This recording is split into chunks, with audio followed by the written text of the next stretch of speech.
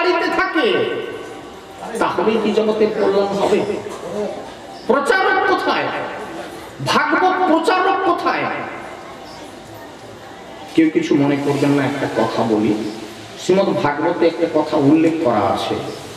এই যে আমরা এখন পাঠের ব্যবসা করছি না, পাঠের ব্যবসা, এই যে পাঠ করতে আসছে কিছু পয়সা রোজগারের ধান্দা, এটা আমার পাঠের ব্যবসা, এটা ব্যবসার কথা না। ভাগবত কখনো বিক্রি করা যায় না। কলিযুগে ভাগবত বিক্রয় হবে, এটা ভাগবতে লেখা আছে। আর এই ভাগবত বিক্রয় হওয়ার জন্য ভাগবত পাঠ হচ্ছে, ভাগবত কথা হচ্ছে, ক্রিয়া কিছু হচ্ছে না। আপনাদের এখানে অনেক বড় বড় মহাজন এসেছেন, সুতরাং আপনাদেরকে জ্ঞান দেওয়ার মতো আমার শক্তি নেই, কিন্তু গ্রন্থের কথাগুলো আপনাদের কাছে তুলে রেখে গেলাম। আপনারা বিচার করবেন, চিন্তা করবেন, কারণ ভাগবত কথা বিক্রি হয় না। এটাকে বিক্রি করলে এটার কাজ চলে যায় না। তাহলে কি ভাগবত প্রচারক কোথায়? প্রচারক কোথায় পাবো? ব্যাসদেব ঋষি রচনা করলেন বটে, কিন্তু প্রচারক পাওয়া যাচ্ছে না। অনেক শিষ্যদেরকে শিখাতে চেষ্টা করলেন, কিন্তু ভাগবত কথা শিক্ষা নিয়ে জগতে প্রচার করার মতন একটাও শিষ্য তিনি তৈরি করতে পারলেন না। মনটা আবার খারাপ হয়ে গেল। খুব মন দিয়ে শুনবেন জায়গাটা এবার। সংসারী জীব কি করে জানেন? সারাদিনের দুঃখ বেদনার কথা। আমাকে একজন রাধাকুণ্ডাশ্বরী বৈষ্ণব একদিন একটা কথা বলছেন, বলে গৃহস্থদের অনেক সুবিধে আছে। কারণটা কি? কারণ হচ্ছে এরা যেখানেই যে ব্যথা পাক না কেন, যা কষ্ট থাকুক না কেন, মনের কথা তার স্ত্রীর সঙ্গে শেয়ার করতে পারে। জানো, আজকে অমুক লোকটা আমাকে এরকম বললো, মনটা আমার খুব খারাপ। যদি তার স্ত্রী সেরকম মানুষ হয়ে থাকে, তার সে কি করবে? স্বামীর এই বেদনাটাকে মুছিয়ে দেওয়ার চেষ্টা করবে। সে কি বলবে? ও লোকে কি বলেছে সেটা নিয়ে তোমার, তুমি ঘুমাও, আমি তোমার গায়ে একটু হাত বুলিয়ে দিচ্ছি, একটু আদর যত্ন করে তাকে শুশ্রূষা করে ভালো কথা বলে তার মনটা সুন্দর করে দেওয়ার চেষ্টা করে। ব্যাসদেব ঋষি, যার স্ত্রীর নাম ছিল বেটিকা দেবী, রাত্রিতে তিনি গভীর রাত্রিতে বেটিকার কাছে বলছে, জানো গুরুদেবের আশীর্বাদে আমি শ্রীমদ্ ভাগবত প্রণয়ন করলাম, কিন্তু ভাগবত প্রচারের জন্য একটাও শিষ্য আমি খুঁজে পেলাম না। আমি খুবই খুবই দুর্দশাগ্রস্ত, আমি ভীষণ বেদনা, আমার মনটা ভরে গেছে বেদনায়। স্বামী স্ত্রীর মানসিক পূর্ণ মিলনে, মানসিকতা যখন একত্রিত হয়, তখন যদি সন্তানের জন্ম হয়, তাহলে সেই ছেলেটা পিতামাতার কথা শোনে। এই এখন কেমন ছেলেমেয়েরা কথা শুনছে না, কারণ বাবার ইচ্ছা ছিল না বা মায়ের ইচ্ছা ছিল না, এই অবস্থায় তারা মিলিত হয়েছিল, যে কারণবশত ছেলে উচ্ছৃঙ্খল হলো, ছেলে বাবা মায়ের কথা শুনলো না। কথাগুলো অন্তরে গেঁথে রাখবেন। রাত্রিতে বেটিকার সঙ্গে মিলিত হলেন, বেটিকা দেবীর কাছে অন্তরের কথা খুলে বললেন, জানো আমি তো ভাগবত রচনা করলাম, কিন্তু এই ভাগবতকে প্রচার করবে কে? জগতের মানুষকে জানাবে কে? তাই আমি খুবই চিন্তিত। সেই রাত্রিতে স্ত্রী বেটিকা দেবী অত্যন্ত মর্মাহত হলেন স্বামীর দুঃখে, এবং স্বামীকে শুশ্রূষা করে সেই রাত্রিতে, গভীর রাত্রিতে তারা মিলিত হলেন। তাদের মিলনের ফলে বেটিকা দেবীর গর্ভে সন্তান আসলো। যে সন্তানটা জন্মগ্রহণ করলো, সে সন্তানটা কিরকম সেটা একটু জেনে নেন খুব সংক্ষিপ্ত ভাবে।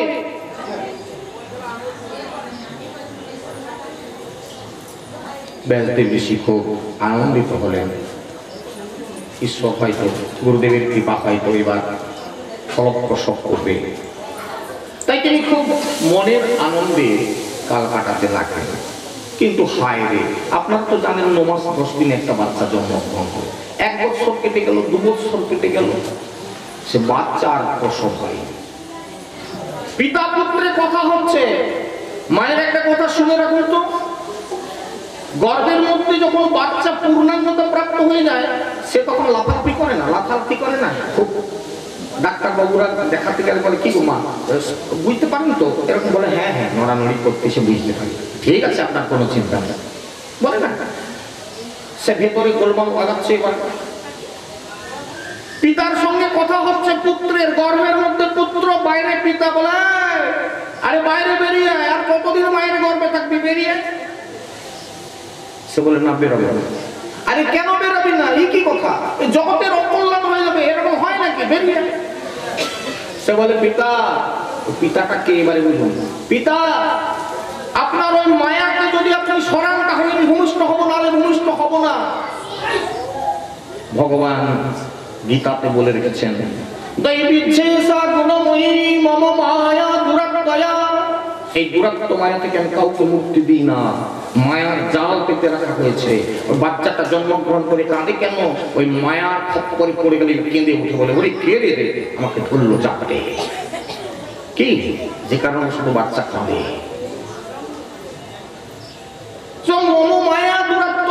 ওই দুরাত্ম মায়া থেকে আমি কাউকে রেহাই দিই না। তো পুত্র বলছে, পিতা আপনার ওই মায়াকে স্মরণ না হলে আমি ভূমিষ্ঠ হব না। বুঝতেই পারছেন ভাগবত কথা কে প্রচার করতে পারে? যার অর্থের প্রতি মোহ নেই, মায়া নেই। আমরা আসি, কন্ট্রাক্ট করি, আমার দক্ষিণায় কি বোঝা যাচ্ছে তো? গ্রন্থ বলছে, আমি তো বলছি না। আমি কোথায় পাবো সব কথা? ভাগবতের রীতিনীতি তো পড়বেন ডক্টর রাধা গোবিন্দনাথে, আমার কথাগুলো ওখানে পেয়ে যাবেন।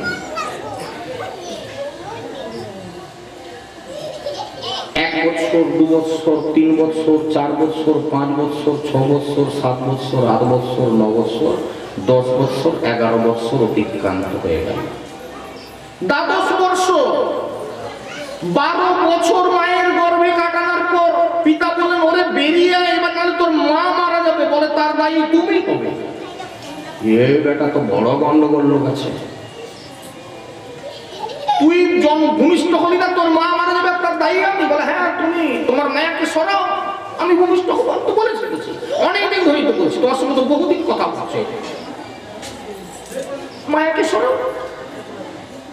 ভগবান দেখলেন এই তো মহা মুশকিল, এই পৃথিবীর কাউকে আমি মায়া থেকে মুক্তি দিই না। আরে বেটা বলে, আমি মায়াকে সরাও। কিন্তু বিপদে পড়ে যখন 12 বর্ষ মায়ের গর্ভ থেকে বেরোলো না, বলে তো মুশকিলে আমাকে ফেলালো, এখন দায়ী করতেছে আমাকে। ঠিক আছে, আমি তোমাকে কথা দিচ্ছি, ওই যতটা সময়, ওইটা যতটা সময় লাগলো, এই সময়টা আমি তোমাকে দিলাম, পারলে তুমি ভূমিষ্ঠ হও। বলে যথেষ্ট। মায়েদেরকে সকলকে জিজ্ঞাসা করছি, মা ভূমিষ্ঠ হতে সন্তানটা কতটা সময় লাগে? ওই অতটাই সময় লাগে। যেই সময়টা গর্ভ থেকে বেরিয়ে তার মাথাটা বা কারোর যদি পায়ের দিক দিয়ে জন্ম হয়, যে সময়টা ভূমি স্পর্শ করে, ওই সময়টাই মূল্যবান সময়। জন্মের সময়টা ঠিকঠাক না বলতে পারলেও গ্রহ নক্ষত্র বিচার করা যায় না। জ্যোতিষশাস্ত্র যারা পণ্ডিত আছেন তারা বুঝতে পারবেন। ওইটা যদি গন্ডগোল হয়ে যায় তাহলে দেখবেন যে সম্পূর্ণ ভুল চেঞ্জ হয়ে গেছে, তার পুষ্টিটা সম্পূর্ণ আলাদা তৈরি হয়ে গেছে। এই জন্য সঠিক সময়টা আপনারা দেখবেন যে সময়টা মাতৃগর্ভ থেকে ভূমিষ্ঠ হয়। তবে একটা কথা এখন বলবেন, এখন ভূমিষ্ঠ আর হতে হয় না, তুলে নিতে হয়। কি গো মা, এখন আর ভূমিষ্ঠ হয় বাচ্চা? ও তো সেই ওটিতে দিয়ে তুলে নিতে হবে, পেট কেটে। কি অদ্ভুত একটা জগৎ চলছে, আপনারা শুনলে অবাক হবেন। মেডিকেল সায়েন্সের ছাত্র কিন্তু আছেন এখানে, নিশ্চয়ই কেউ না কেউ আছেন। আপনারা মেডিকেল সায়েন্সে দেখবেন 97.5 পয়েন্ট বা আরো কিছু নর্মাল ডেলিভারি হবে, বাদ বাকি যেটা ওটা ব্রিড পজিশন থাকে। অনেক সময় রাক্ষস সন্তান আসে, তাদের দুটো মাথা থাকে, 3টে হাত থাকে, ইত্যাদি ইত্যাদি করে সেগুলো ভূমিষ্ঠ হয় না, বা অন্যান্য কারণে তাদেরকে পেট কেটে ফেলতে হয়। কিন্তু এখন সম্পূর্ণ বদলে গেল। কি করে বলুন তো? বদলে কি গেল প্রকৃত না আমরা বদলে ফেলেছি? এখন মায়েরা কি না গর্ভ যন্ত্রণা সহ্য করতে চায় না, বলে এত যন্ত্রণা আমি সহ্য করতে পারবো, তুমি আমার পেট কেটে তুলে দাও। আর ডাক্তাররা সেই সুযোগ পেয়েছে, ছুরিটা লাগালে 20,000 পাবো। বলে একটু গন্ডগোল হয়ে গেছে, জানেন, একটু ফ্লুইডস চলে গেছে, একটু মুভ হয়ে গেছে, ব্রিজ পজিশন হয়ে গেছে, এই যদি না তুলে নেওয়া হয় কিন্তু বাচ্চাটা নষ্ট হয়ে যাবে। বলে কেন নষ্ট হবে, তুলে দাও বাবা। হতে হতে কি অবস্থাটা দাঁড়িয়েছে জানেন আজকে জগতে? একটা সত্যি কথা বলি, একদিন রাত্রিতে একজন দূর থেকে, আমি সেখানে বাগদার কথা বলতে গিয়েছিলাম, আপনাদের সঙ্গে একটু পরিচিতি আছে আর কি, ফোন করছে, মানে তখন 11টা এরকম রাত্রি। বলে বাবা রাত্রিতে একটু বিরক্ত করলাম। আমি কে বলছেন, কোথা থেকে? না অমুক জায়গা থেকে, ময়নার কাছ থেকে। আচ্ছা বলেন বলুন কি ব্যাপার? না বলে জানেন বৌমা একদম নার্সিংহোমে ভর্তি হয়েছে, আর বাচ্চাটা তুলে নিতে হবে বলছে, একটু ভালো একটা সময় দেখে একটু বলবেন। আর সেই সময়টা কি অবস্থা, মানুষ কোথায় হাত দিয়েছে দেখুন। ভগবানের লেখাকে বদলে দিচ্ছে, সময়ে তারা ভূমিষ্ঠ করে নেবে, ভালো সময় দেখে বাচ্চা তুলে নেবে, দেখলেন আমি ভাগ্য ভালো হয়ে যাবে। মানুষের কি চিন্তা এসেছে। আমি বলি বাবা এরকম বিচার ক্ষমতা আমার নাই, আপনি ফোনটা রেখেছে। কি আর বলবো, রাত্রিবেলা সে আমাকে বলছে পাঁচি দেখে একটা সময় করে দেন, বৌমার গর্ভ থেকে বাচ্চা তুলে হবে। সর্বনাশ। মানুষ কোথায় গিয়েছে দেখুন, আমাদের চিন্তা কোথায় গিয়েছে। আপনি কি ভাবলেন আপনি সময়টা দেখে বাচ্চাটা তুলে দিবেন? এত সোজা কথা না। আপনার কর্মের প্রভাব ওই সন্তানের মধ্যে আসবে, ও সেই অনুযায়ী ওর জন্ম হবে। আপনি কি ইচ্ছা করে সব কিছু করতে পারবেন? ঠিক আছে, বেটিকার গর্ভ থেকে যিনি ভূমিষ্ঠ হলেন, যে ভূমি স্পর্শ করা মাত্রই কি হলো, 12 বছর ওই যে মায়ের গর্ভ ছিল, এখন 12 বছরের ছেলে হয়ে গেল সঙ্গে সঙ্গে। আর ও দৌড়তে আরম্ভ করলো, যেন মায়া না ধরতে পারে। মায়া ধরতে পারলো না, ও দৌড়ে পালিয়ে যাচ্ছে। ভূমিষ্ঠ হওয়ার সমস্ত মাটি স্পর্শ করা মাত্র 12 বছরের ছেলে। আচ্ছা, 12 বছরের ছেলে যদি একটা উলঙ্গ অবস্থায় ছুটে যায়, দেখতে খুব ভালো লাগবে কি? যাই হোক, ভালো লাগুক খারাপ লাগুক পরের কথা, ছুটে চলে যাচ্ছে। পিতা এখন দেখলো যে ভূমিষ্ঠটা যদি বা 12 বছর পরে হলো, এ তো দৌড়ে পালাচ্ছে। ওরে পুত্র দাঁড়া, দাঁড়া রে, ওরে দাঁড়া, দাঁড়া, ওরে পুত্র দাঁড়া। পিতা পিছনে পিছনে দৌড়াচ্ছে। একটা সরোবরে এখন কতগুলো যুবতী রমণী তারা স্নান করছে। স্নানের সময় বুঝতে পারছেন, কারো অঙ্গে অল্প বস্ত্র আছে, কারো বা নাই, সবাই তো ছেলে। তারা ঘাটে স্নান করতেছিল। তাদেরই কাঠ দিয়ে রাস্তা, ওই রাস্তা দিয়ে ওই ছেলেটা 12 বছরের ছেলেটা উলঙ্গ অবস্থায় দৌড়ে পালাচ্ছে। পিতা ওরকম চিৎকার করতে করতে যাচ্ছে, পুত্র অনেক দূর পালিয়ে গেছে। পিতা চিৎকার করে ডাকতে ডাকতে গিয়ে ওই সরোবরের ঘাটের কাছে গিয়ে যখন উপস্থিত হলো, তখন মেয়েগুলো তাড়াতাড়ি করে অঙ্গের বসন ভূষণ চাপা নিচ্ছে। ব্যাসদেব ওখানে দাঁড়িয়ে গেলেন। বলছে, আচ্ছা মা, তোমাদেরকে একটা প্রশ্ন করবো? না বলুন। না বলে, একটু আগে আমার একটা পুত্র 12 বছরের ছেলে উলঙ্গ অবস্থায় তোমাদের কাছে দৌড়ে গেল, তোমাদের দেখে লজ্জা হলো না? আমি বুড়া মানুষ, আমাকে দেখে লজ্জা হলো কেন? কি গো মা, শ্বশুর মশাই হয়তো পায়খানা প্রস্রাব করে পড়ে আছে উলঙ্গ হয়ে, বৌমাদেরকে কাজ করতে হয় না, তাদেরকে জল শৌচ করে দিতে হয় না, হাত দিয়ে তাকে ধোয়াতে হয় না, তাতে কি লজ্জা আছে গো মা? তো আমি বুড়া মানুষ, আমাকে দেখে তোমাদের লজ্জা হলো, আর আমার এই যুবক ছেলেটা একটু আগে উলঙ্গ অবস্থায় গেল তোমাদের কাছে, তোমরা উলঙ্গ হয়ে স্নান করছো, তাদেরকে দেখে লজ্জা হলো না? ওই মেয়েরা উত্তর দিল, কি জানেন ব্যাসদেবকে? এর উত্তর তো আপনি দিয়ে দিয়েছেন। বলে, কোথায় আমি উত্তর দিলাম? আমি তো তোমাদের কাছে জানতে চাইছি। বলে, না, উত্তর দিয়ে দিয়েছেন। উত্তরটা কি? আপনার মনে হলো কেন? আপনার পুত্রের তো মনে হলো না যেখানে মেয়েরা স্নান করছে কি কি আমি উলঙ্গ হয়ে এখানে যাবো কি করে? তার তো মনে হয়নি। তার মানে তার মধ্যে বিকার ছিল না, কোনো মায়া ছিল না, কোনো চিন্তা তাকে স্পর্শ করতে পারেনি। জড়জগতের কোনো চিন্তা তাকে স্পর্শ করতে পারে না, কিন্তু আপনি জড় চিন্তায় চিন্তিত, তাই আপনার মনে হলো যে আমরা অঙ্গে কাপড় জড়ালাম কিনা আপনার লক্ষ্যই পড়বে কেন? আপনি যদি সেই চিন্তায় চিন্তিত থাকতেন, তাহলে কি আপনার মধ্যে মায়া আছে, বুঝতে পেরে গেলেন। এর পিছনে ধাওয়া করে আর লাভ নেই, ও মায়া মুক্ত হয়ে গেছে। কিন্তু ওকে ফিরিয়ে আনতে না পারলে আমার উদ্দেশ্যটাই তো বাঞ্ছা হয়ে যাবে। এই ভাগবত কথা আমি কি করে জগতের মানুষকে জানাবো? কিছু শিষ্যকে আপনারা শুনে থাকবেন, চতুশ্লোকী বলে একটা ভাগবত আছে, 4টি শ্লোক তিনি সৃষ্টি করলেন। এই 4টি শ্লোক ওই শিষ্য প্রশিষ্যদেরকে শিক্ষা দিয়ে পাঠিয়ে দিলেন, পিছনে পিছনে লেলিয়ে দিলেন ওই ছেলেটার পিছনে ধাও।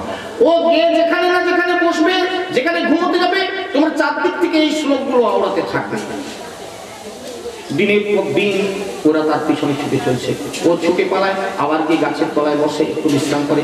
4 দিক থেকে শিষ্যরা সেই শ্লোকগুলো আওড়াতে থাকে। একদিন ও যেন কান ঝালাপালা হয়ে গেল, আর সহ্য করতে পারছে না। তখন ও দৌড়ে আসছে, পিতা পিতা পিতা, আমি আর সহ্য করতে পারছি না। এই শ্লোকগুলো কেন আমার কানের কাছে সবসময় আমাকে যেন উজ্জীবিত করে তুলছে, আমি বুঝতে পারছি না ওর মধ্যে কি আছে। পিতা, আপনি বলুন এর মধ্যে কি আছে, কেন? ব্যাসদেব হাসতে হাসতে বলছে, ওরে পুত্র, আয় বাবা, আয় আমার কাছে আয়, তোর জন্যই তো এত ছলা, আয় ওরে, সব উত্তর দেবো, আয়। ইনি হচ্ছেন সুখদেব ঋষি। ফিরে আসলেন পিতার কাছে, পিতার কাছে বসলেন। ব্যাসদেব ঋষি তাকে ভাগবত শিক্ষা দিলেন। আর ভাগবত শিক্ষা পাওয়ার পর তিনি শুনলেন মহারাজ পরীক্ষিতকে অভিশাপ হয়েছে ব্রাহ্মণের, 7 দিন পরে, 7 দিনের মধ্যে তার প্রত্যক্ষ মৃত্যু হবে। এই শ্রীমদ্ ভাগবত কথা কিরকম বস্তু লক্ষ্য করুন। সুখদেব ঋষি চললেন সেই জায়গায় গিয়ে ভাগবত কথা পরিবেশন করে তাকে ব্রহ্মশাপ থেকে মুক্তি দেওয়ার জন্য। সুখদেব ঋষিকে কেউ আমন্ত্রণ জানিয়েছিল, এরকম কোন গ্রন্থে কেউ দেখেছেন কোনোদিন? না। শ্রীমদ্ ভাগবতের প্রচারক কোনোদিন পয়সার কন্ডিশন নিয়ে কোনো জায়গায় ভাগবত প্রচার করতে যাবে না। এটা ভাগবতে বলে দেওয়া হলো, এটাকে বুঝতে পারলেন আপনারা? যদি বুঝে থাকেন তাহলে সেটাই হচ্ছে কথা। মহারাজ পরীক্ষিত যখন খুব উদ্বিগ্ন চিত্তে চিন্তিত, অনেক ঋষিরা এসেছেন, আপনি অমুক যজ্ঞ করুন, সেই করুন, এই করুন, ঠিক সেই সময় ওই উলঙ্গ 12 বৎসরের ছেলেটি প্রবেশ করলেন রাজসভার মধ্যে, যাকে কেউ চেনে না, যাকে কেউ কোনোদিন দেখেনি। কিন্তু কি অদ্ভুত কথা হলো, সভাস্থ সমস্ত মুনি ঋষি রাজর্ষিবৃন্দ দেবর্ষিবৃন্দ সবাই উঠে দাঁড়িয়ে তাকে সম্বর্ধনা জানালো। সম্মান কারোর কাছ থেকে মেগে নিতে নেই। সম্মানী জন হলে তাকে সবাই সম্মান দেখাবে, এটাই তার প্রমাণ ভাগবত দিল। সুখদেব ঋষিকে দেখে সবাই উঠে দাঁড়ালেন, দাঁড়িয়ে সম্মান করলেন। তিনি সবার মধ্যে দাঁড়িয়ে বললেন, হে মহারাজ পরীক্ষিত, আপনাকে যে ব্রহ্মশাপ হয়েছে 7ম দিবস মাত্র, আর আপনার পরমায়ু আছে, এই পরমায়ুটুকুকে কাজে লাগিয়ে যদি প্রকৃতপক্ষে মানব জীবনের চরম সার্থকতা উপলব্ধি করতে চান তাহলে 3টে কাজ করুন। আপনারাও কান খুলে শুনে রাখুন, আমরা মানুষ। মহারাজ পরীক্ষিত 7 দিন সময় পেয়েছিলেন বাঁচবার। আমি গ্যারান্টি দিয়ে বলতে পারি না 7 মিনিটও আর আমার কর্মই আছে। এইখানে বসে এখানে বলে পড়বো কিনা কি বলতে পারি। বাড়ি থেকে এসেছিলাম, মাকে বলে যাচ্ছি ওখানে ভাগবত কথা শ্রবণ করতে, কিন্তু মাকে বলে আসতে পারিনি, মা ফিরে আসবো আমি, হতে নাও পারি। কিন্তু যেটুকু সময় আছে, সুখদেব ঋষিপাদ কি সিদ্ধান্ত দিলেন ওই সভায় দাঁড়িয়ে? 3টে কাজ করুন। আপনারা শুনে রাখুন 3টে কাজ কি। এক হচ্ছে, যতক্ষণ আমাদের দেহে প্রাণটুকু আছে এই সময়টুকুকে উপযুক্ত আমাদের মর্যাদা করা উচিত, উপযুক্ত মর্যাদা, উপযুক্ত ভাবে সম্মান জানানো উচিত। আমরা এখন কি করি জানেন? সময় কাটে না, তাস খেলছি। আপনাদের এই পাশে এগুলো হয় না, আমাদের ওই পাশে দিকে দেখি সকাল থেকে তাস খেলছে, দুপুরবেলা কাজে যায়, তাদের স্ত্রীরা সত্যি খুব ভালো, তাদেরকে প্রণাম জানি, তারা খেতে দিয়ে দেয়, আবার দেখি না উঠে তারা চলে আসে বিকালবেলা আবার তাস খেলছে। সময় বলে সময় কাটেনি, একটু চলে আসি ভাই তাস পাশা খেলে। হায় রে কলির জীব, সময় কোথায়, সময় কোথায়? এই গোনা সময় চলে যাচ্ছে এই মুহূর্তে। আজকে এই যে দিনটা, আজকে যে সময়টা চলে গেল এই মুহূর্তে, আপনারা যারা এখানে বসে আছেন, আমি বসে আছি আপনাদের কাছে, এই মুহূর্তটা আপনাদের জীবনেও কোনোদিন আসবে না, আমার জীবনেও কোনোদিন আসবে না।